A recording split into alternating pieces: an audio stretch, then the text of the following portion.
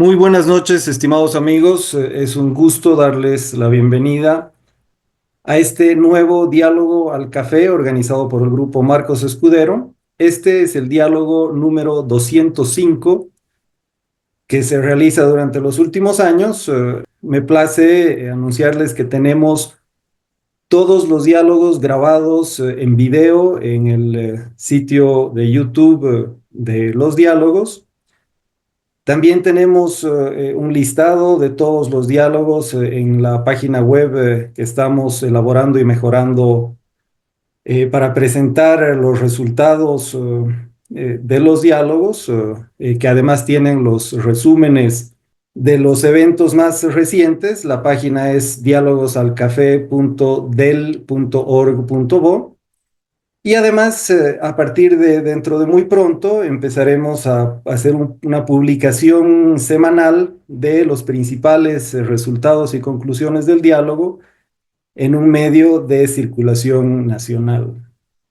El título del diálogo de hoy es Propuestas frente a la crisis, y es parte de una serie de diálogos que están pensados en las elecciones de agosto del 2025 en Bolivia.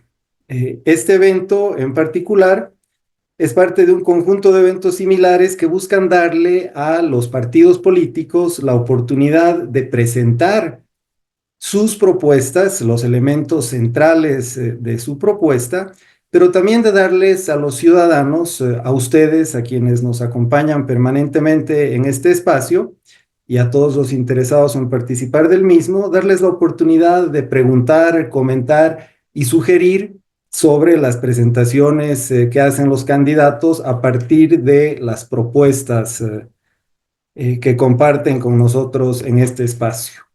En la noche de hoy tenemos a Ramiro Cavero, que es el responsable del programa de gobierno que propone la agrupación Libre, que como sabemos postula a Jorge Tuto Quiroga como precandidato a la presidencia. Y las preguntas que hemos planteado, que por supuesto no son limitativas para la charla que vamos a tener a continuación, pero que deberían orientarla, tienen que ver precisamente con las propuestas contenidas dentro de dicho programa que están orientadas para superar la crisis que vive el país. Las propuestas entonces son: ¿qué proponen para solucionar la crisis económica? ¿Cuáles consideran las prioridades que tiene el país en este tiempo? ¿Qué plantean para alentar el desarrollo económico? ¿Qué hacemos con los obstáculos legales y constitucionales vigentes? ¿Y cómo se articulan esas propuestas a otros ámbitos que la gente considera importantes? Con la mención de esas preguntas guía, le dejo el micrófono y la pantalla a Ramiro. Ramiro, por favor, tienes hasta 30 minutos para hacer una presentación inicial y después, como es costumbre dentro de los diálogos al café, abriremos el micrófono a quienes estén interesados en preguntar, comentar lo que se presente a continuación. Ramiro, cuando quieras. Perfecto. Primero, muchas gracias por la invitación, felicitarles por la iniciativa y hemos participado de estos diálogos al café. Primera consulta, ¿están bien en la pantalla la presentación? Sí, se ve. Perfecto, entonces empiezo. Bueno, básicamente, perdón, ahí tenemos 7 pilares que estamos en todo lo que es el programa, pero en esta ocasión nos vamos a concentrar sobre todo en la parte económica y muy orientado hacia el tema de la crisis. Luego hay temas de política social, de democracia, de reinserción internacional, etcétera. Pero obviamente en media hora no nos va a dar el tiempo para todo y nos vamos a concentrar en la parte económica. Y vamos a partir con el tema quizás más urgente, que es el tema de acceso a $2 y sobre todo para qué.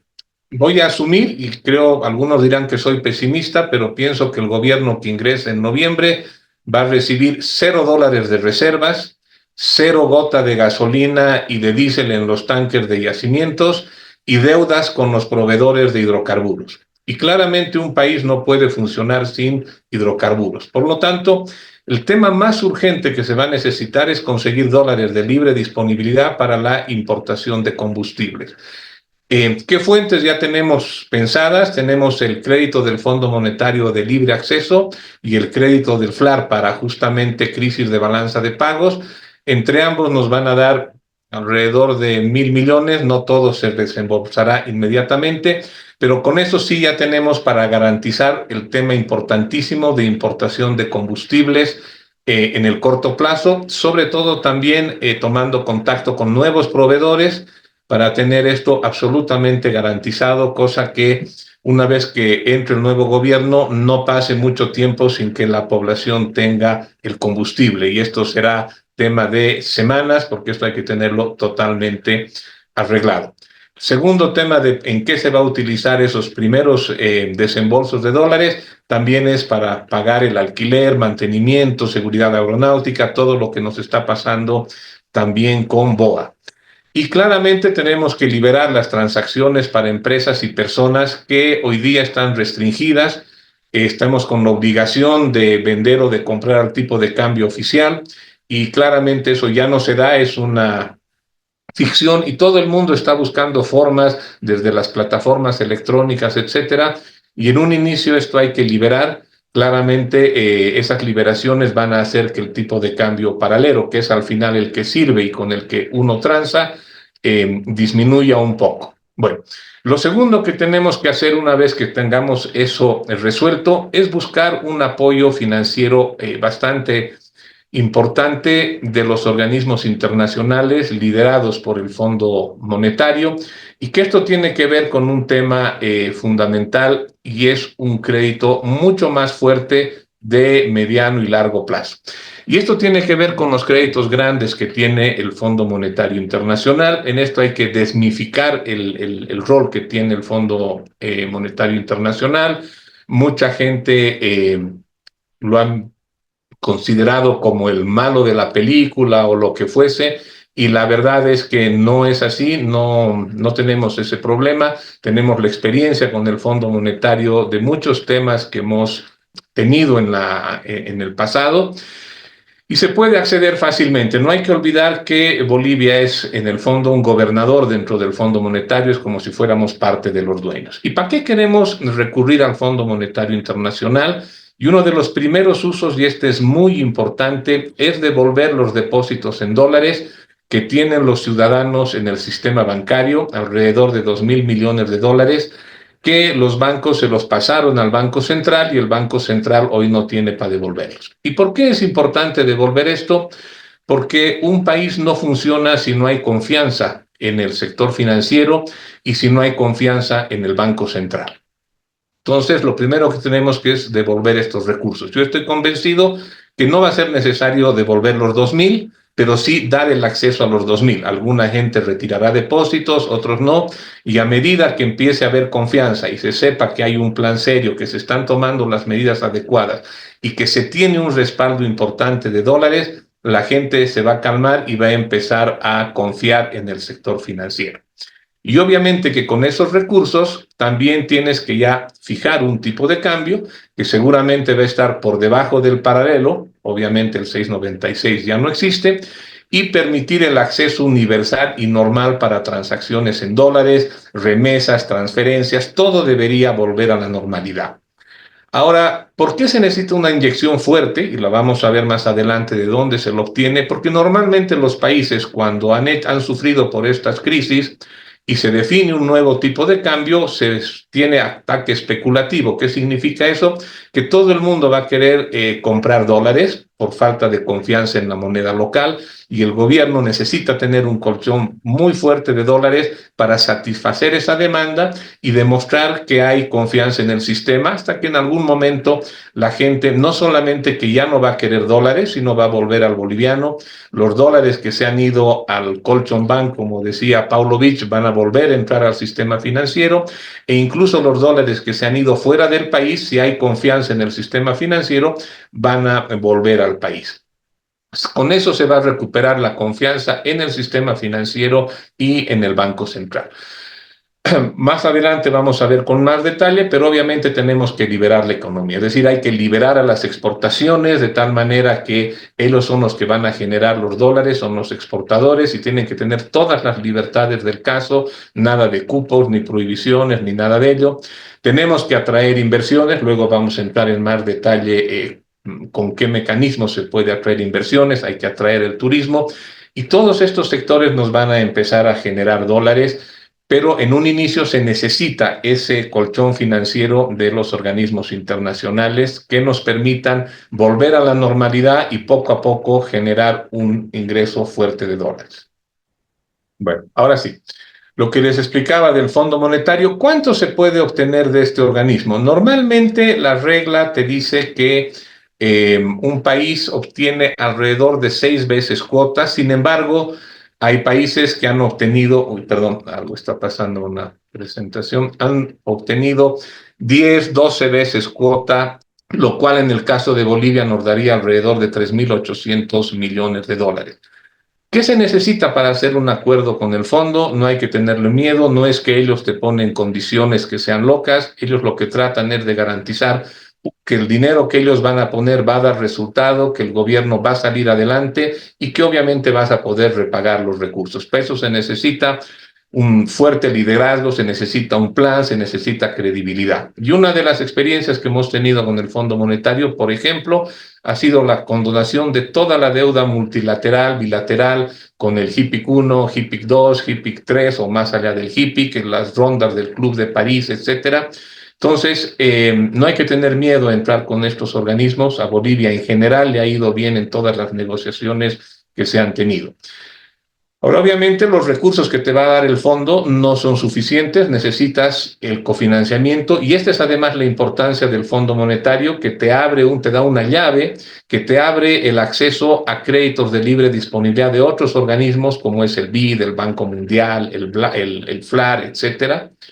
Y finalmente también tenemos que entrar a una fuerte renegociación de deuda, de tal manera de ampliar plazos, tratar de reducir el pago de intereses, de tal manera de liberar un poco la pesada carga que está teniendo el país. Solo para darles un ejemplo, según el presupuesto general de la Nación, este año el servicio de deuda que tiene Bolivia, según el presupuesto, son 2.500 millones de dólares. Hay otras cifras que salen de un monto más bajo, pero eso es lo que puso el gobierno en el presupuesto. Entonces, con estos recursos ya vamos a tener lo suficiente como para enfrentar la situación económica, sobre todo lo que les decía en un inicio. Ahora, obviamente un tema fundamental y que es una de las causas principales de la crisis es el déficit fiscal y tenemos que trabajar en reducir este déficit. ¿Cuáles son las principales políticas que se están pensando? Lo primero es bajar el déficit fiscal de 10%, que asumimos que nos van a dejar en ese déficit. No hay datos del 2024, el 2023 fue un poco más, pero asumiremos que estamos alrededor del 10% y la idea es bajarlo a un nivel del 3%. No se olviden que una reducción de 7 puntos, un ajuste fiscal en el 7 puntos del PIB es muy alta, eso puede tener serias consecuencias en el sector real. Entonces, probablemente esto no se va a poder hacer en un solo año, pero al menos 5 o 6 puntos el primer año sí. ¿Cómo se reduce el déficit fiscal? Primero hay que reducir instituciones públicas. Solo para darles un ejemplo, tenemos 2 empresas de oro más Conmebol y más el Banco Central que está comprando oro. No tiene sentido. Tenemos que reducir eso. Hay mucha superposición de funciones. Se han creado una serie de organismos que están duplicando funciones, etcétera. Tenemos una serie de empresas públicas deficitarias. Ojalá algunas sean viables o rentables, que se las pueda privatizar o habrá que cerrarlas. Hay que reducir la cantidad. Tenemos muchísimos becados basistas que trabajan en los ministerios en temas absolutamente improductivos. Sin embargo, no se olviden que de todas maneras, y esto es importante tenerlo en cuenta, cada vez que uno despide, así sea un becado que no hace nada, se deja de inyectar recursos a la economía y querramos o no, en los últimos años el sector público y la inversión pública han sido los motores del crecimiento. Entonces va a haber un shock fuerte en el sector real. Hay que recortar todos los gastos que se hacen en viajes, viáticos, etcétera, etcétera. Tenemos que concentrarnos en el sector público, implementar una gestión por resultados donde los ministerios tengan metas y objetivos muy claros. En el caso del subsidio al combustible hay que focalizarlo básicamente para el transporte público. Eso significa que el resto se va a ir transparentando. Y yo creo que la gente ya está dispuesta a asumirlo porque la peor gasolina o el peor diésel es el que no hay. Y hay que trabajar muy fuerte en reducir la evasión fiscal y el contrabando porque esto nos puede generar ingresos importantes.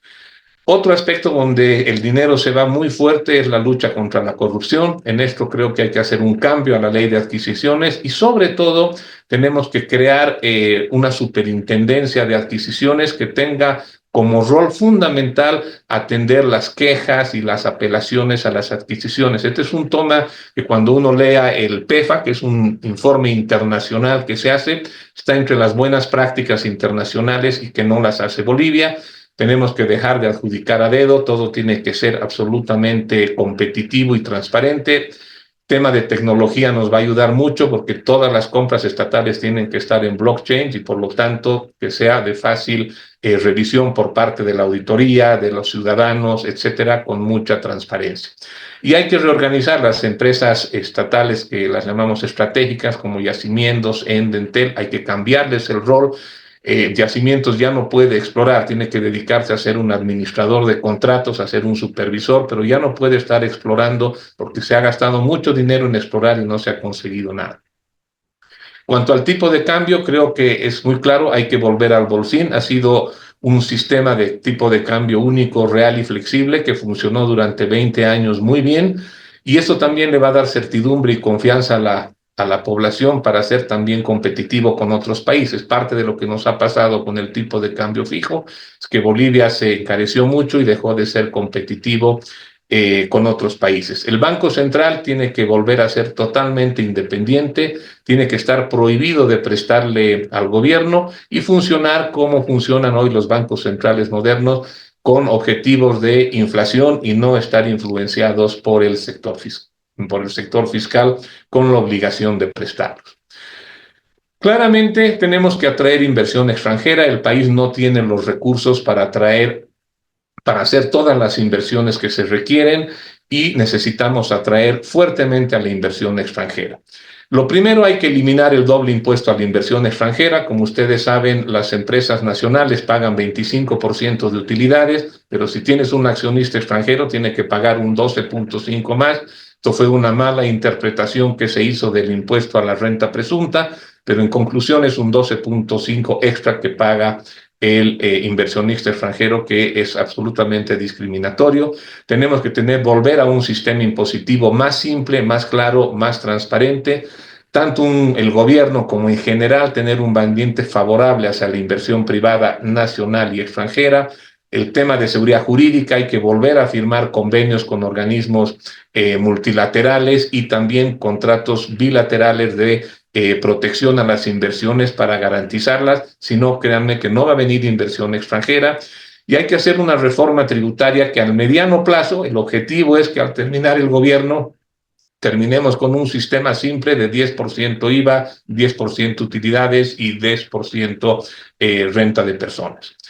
Claramente, la repatriación de capitales y la salida de los dólares del Colchón Bank también va a ser algo muy importante que va a regresar al país con este shock de confianza que se dé, no solamente por devolver depósitos, no solamente por defender un nuevo tipo de cambio y volver a la normalidad, sino también por las medidas fiscales y por la atracción de inversiones. Y claramente un impulso muy fuerte a las exportaciones. Aparte de liberalizarlas, hay que volver al concepto de neutralidad impositiva, que eso significa devolverles los impuestos y no solamente como ahora que se demora un montón, sino devolver a tiempo.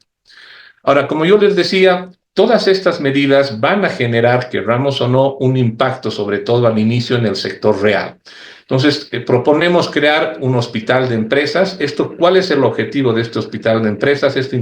Principalmente apoyar a todas las empresas que van a estar en una situación difícil y que tenemos que tratar de apoyarlos, sobre todo con un objetivo fundamental que es salvar empleos. Lo más parecido a un hospital de empresas, podemos referirnos al capítulo 11 que tienen en Estados Unidos, que es para el tema de las quiebras. En Bolivia, si bien está normada la quiebra en el Código Civil, como ustedes saben, alguien que se declare en quiebra es muy difícil que salga adelante y la ley no te provee de ningún mecanismo que te apoye.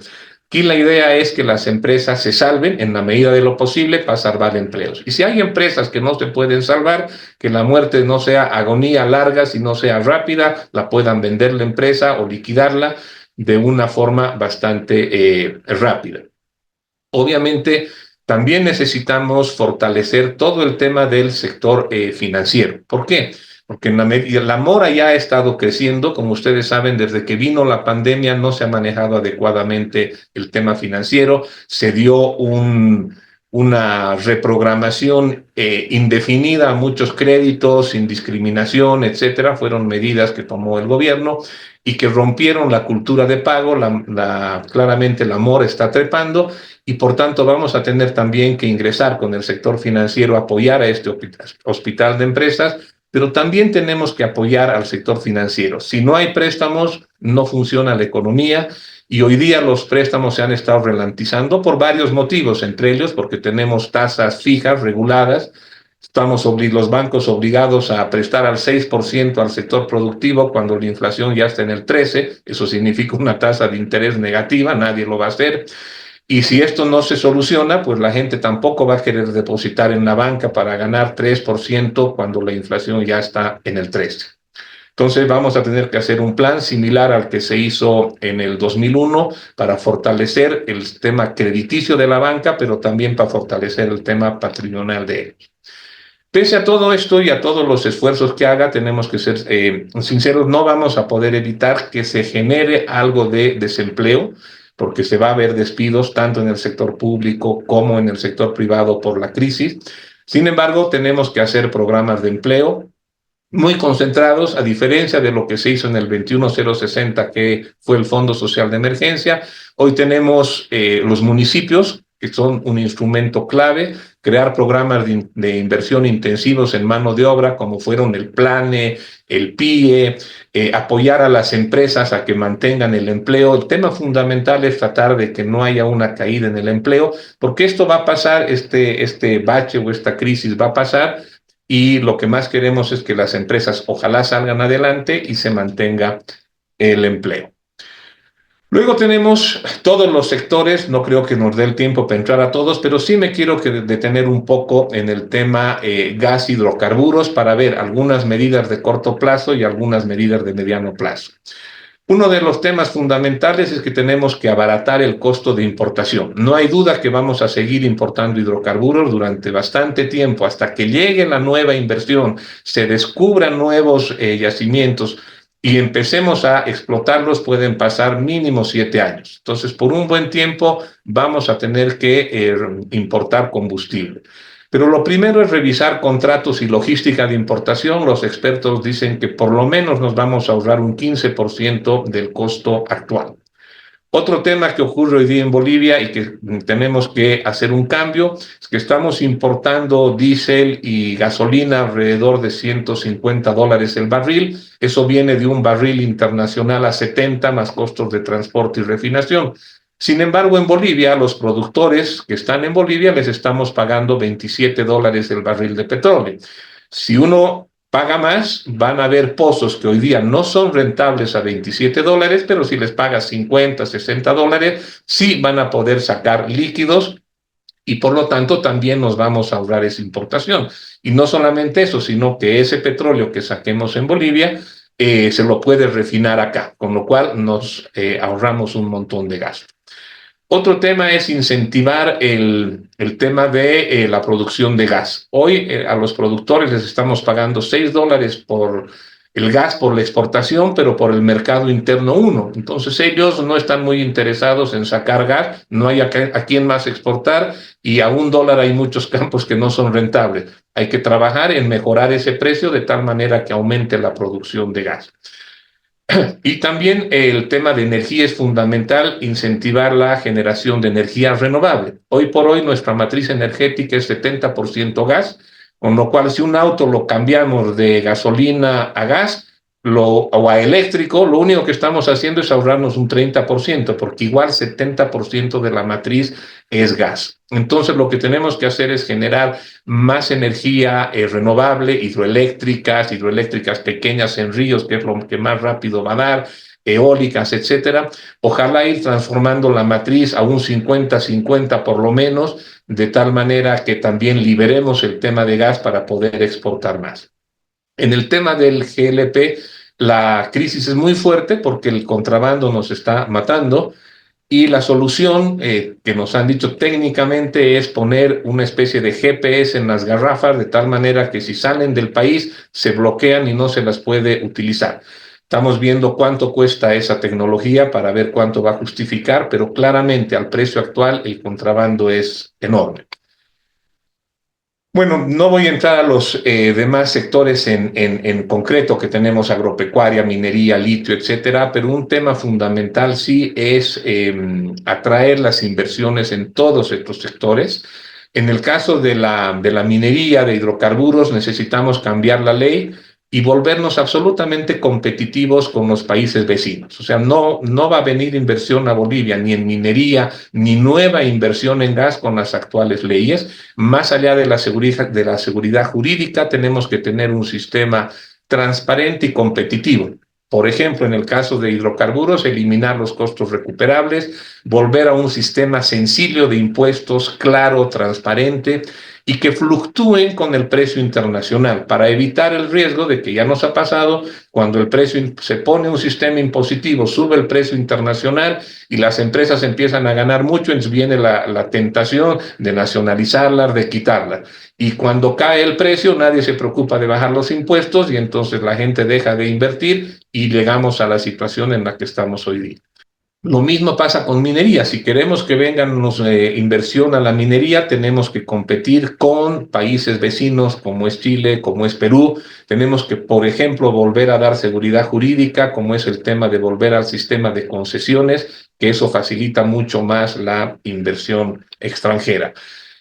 El litio, bueno, no voy a entrar al detalle, claramente tenemos que traer inversión extranjera grande, armarnos y asociarnos con algún conglomerado importante, que ojalá terminemos y convenzándonos de exportar baterías. Ese debería ser nuestro objetivo final, probablemente no en un inicio, pero tenemos que llegar a eso. Tenemos alrededor del 30% de las reservas del mundo y podríamos lograr eso. Sin embargo, como gobierno no estamos apostando a un sector en particular. Nosotros tenemos que dar las libertades, atraer las inversiones, la seguridad jurídica, simplificar el tema impositivo, dar una serie de mecanismos para que venga la inversión. Ahí hay algunos de los que creemos que pueden generar divisas, como es el caso del litio o el caso del turismo, el caso de volvernos un hub. Bolivia tiene la ubicación geográfica, es privilegiada y podríamos ser un hub por el cual pasen una serie de temas de transporte,